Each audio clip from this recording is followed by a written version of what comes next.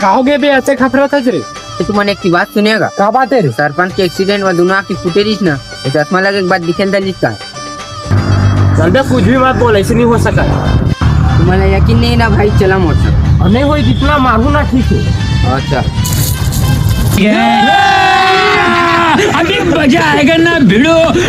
सुने तो सही बात है का सरपंच? क्या बात है गुडू? 10 पहले पास बने दिखते सरपंच। वाह, ऐसे कदक के चश्मा ले कैसे नहीं दिखती जी? अच्छा नहीं दिखते ना सरपंच। हाँ चलाए। ठीक है।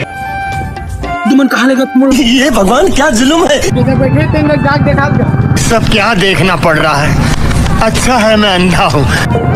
ये फंस सारा अपन जगह नहीं बैठ सका, तेला हमारा दिखाना नहीं रे। सामने भाई पूछे मैं तो खुद बोली कि मुझे दिखती कि तो मैं क्या करें? पहले तो टैक्स लगा मुझे टूडू बना कर ला सरपंच के डंडा रे हसनन देला। अरे भागत रे मार रे।